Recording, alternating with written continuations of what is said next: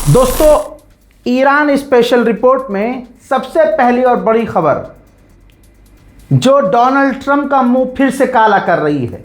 याद है आपको, और याद होगा क्यों नहीं। डोनाल्ड ट्रंप ने लगातार 40-45 दिन रट्टा मारा है कि हमने ईरान को मिटा दिया, ईरान की फौज कमज़ोर कर दी, ईरान की नेवी मिटा दी। और ख़ासकर ये लाइन आपकी नेतन्याहू की और ट्रंप की याद होगी कि हमने ईरान की मिसाइल पावर को ख़त्म कर दिया। इन्होंने जीत का ऐलान यही तो किया था कि हमने ईरान की मिसाइल पावर को ख़त्म कर दिया। आज CIA, अमेरिका की तमाम एजेंसियां ये कह चुकी हैं, सबको किनारे कीजिए। अब CIA क्या कह रही है, ये रही रिपोर्ट। CIA ने अपनी रिपोर्ट पेश की और अमेरिका को बताया कि भैया, बल्कि दुनिया को पता चल गया है, CIA की रिपोर्ट में बताया गया है कि ईरान की 70% मिसाइल पावर, उसके लॉन्चर्स अभी भी मौजूद हैं। अब बताइए कहाँ गई भाई इस गुलाबी सुअर की बातें? क्या है असलियत? ये सामने आ गई है।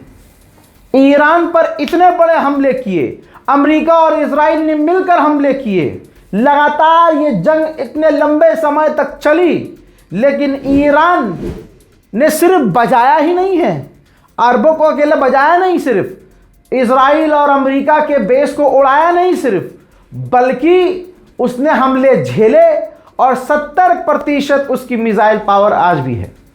30% खोई होगी, महीना भर बीत चुका है समझ लीजिए जंग का, तो भाई कुछ तो रीबिल्ड किया होगा ईरान ने। और ईरान के ऑफिशियल कह चुके हैं कि हमने जंग के दौरान भी और जंग के बाद भी कुछ अहम मिसाइलें बनाई हैं, हम उसका इस्तेमाल करेंगे। तो आप समझ सकते हैं कि इन तमाम चीज़ों के बावजूद, तमाम हमलों के बावजूद, तमाम गुलाबी सुअर के बयान के बावजूद साबित क्या हो रहा है खुद CIA की रिपोर्ट से कि अमेरिका कमज़ोर हुआ है और ईरान मजबूत है। उड़ता तीर लेना, ये कहावत हुआ करती है। इस कहावत का लाइव एग्जाम्पल कुर्दिश लड़ाके हैं। कुर्दिश आतंकवादियों को अमेरिका ने शुरुआत में ही आवाज़ देकर कहा था, ट्रंप ने खुद कुर्दिश लोगों का नाम लिया था कि हम इनसे कहते हैं और चाहते हैं कि ये जाकर ईरान से लड़ें। यहाँ तक कि अमेरिका के राष्ट्रपति ट्रंप ने कहा कि हम इनको हथियार देंगे। और हथियार दिया कैसे? इराक के ऊपर जहाज अमेरिका ने भेजा, जहाज से हथियार ज़मीन पर गिराए पैराशूट के साथ। इन कुर्द लड़ाकों को हथियार मिले, इजराइल ने ईरान और इराक के बॉर्डर पर हमले किए ताकि बॉर्डर टूट जाए, बॉर्डर डिस्टर्ब हो जाए और ये कुर्द के लड़ाके ईरान में घुस जाएं। ये सब कुछ हुआ था, कोई ठुकरा नहीं सकता। अगर कोई झूठा साबित कर दे इस रिपोर्ट को मेरी, तो आज YouTube चैनल बंद कर दूंगा मैं अपना। ये सब हुआ था। उसके बाद क्या हुआ? ईरान ने ऐलान किया कि अमेरिका, इजराइल और हमारी लड़ाई के बीच कोई तीसरा आया तो अच्छा नहीं होगा। कोई नहीं आ रहा था बीच में भाई, कुर्द आए और कुर्द के टॉप लीडर ने ऐलान किया कि हम ईरान से लड़ेंगे। और उसके बाद ईरान में घुसने की कोशिश की। ईरान ने समय लगाया नहीं, ईरान ने मिसाइल हमला शुरू कर दिया कुर्द आतंकवादियों के ऊपर। और वो दिन आज का दिन है। 10-12 दिन ईरान ने हमले किए इनके ऊपर। भाई कुर्द ने माफ़ी मांग ली। कुर्द आतंकी संगठन ने कह दिया कि हम नहीं लड़ रहे, ईरान से हम लड़ना नहीं चाहते और ईरान से हमें आगे भिड़ना भी नहीं, हम पीछे हट रहे हैं। ये कुर्द ने ऐलान किया है।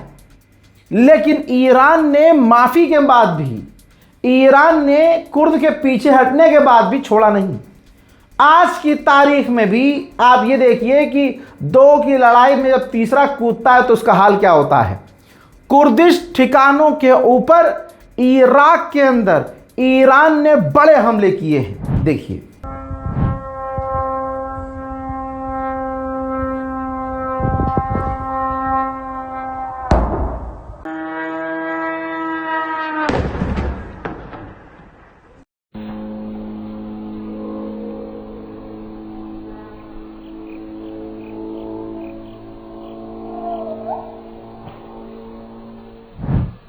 अल्लाह अकबर। जीसीसी गल्फ कॉरपोरेशन काउंसिल ने ईरान की निंदा की है जो ईरान ने यूएई के ऊपर हमला किया है।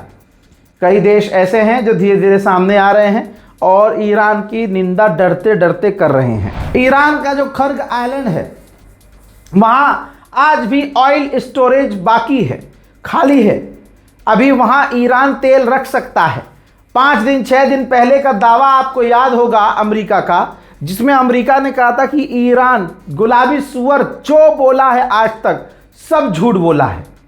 गुलाबी सुअर ने कहा था कि ईरान के पास तेल रखने की जगह ही नहीं है, ईरान के पास ऑयल स्टोर करने के लिए जगह ही नहीं है, उसके पास रिंग ही बाकी नहीं है। लेकिन रिपोर्ट ये कह रही है कि ईरान के खर्ग आइलैंड पर अच्छी खासी ऑयल स्टोरेज की जगह बाकी है। मेरे दोस्तों, डोनाल्ड ट्रंप के जो एनवॉय हैं, जो करीबी हैं, एडवाइजर हैं, वो डरे हुए हैं क्योंकि जेट फ्यूल के दाम बढ़ गए हैं अमेरिका में, महंगाई बढ़ गई है और जो फ्यूल नॉर्मल फ्यूल है, ईंधन है, वो भी महंगा हो रहा है। अब डोनाल्ड ट्रंप के एडवाइजर्स को चिंता है, डर है कि चुनाव हार सकते हैं। जो अब चुनाव आएगा वो हम हार सकते हैं, लिहाजा जो ट्रंप के करीबी हैं उन्होंने एयरलाइंस के टॉप जो लीडर्स हैं और डायरेक्टर्स हैं, ऑनर्स हैं, उनसे मुलाकात की है और उनसे कहा है कि अभी तो जेट फ्यूल के दाम और महंगे हो सकते हैं, आप मैनेज कीजिए किसी भी हालत में। तो आप समझ सकते हैं कि पीछे से डोनाल्ड ट्रंप की पूरी कुर्सी चरमराई हुई है। अमेरिकी एयरलाइंस ने 56-57% जेट फ्यूल पर खर्चा किया है, ज़्यादा खर्चा किया है, यानी जेट फ्यूल के दाम डबल हो चुके हैं और अभी और महंगा होने वाला है।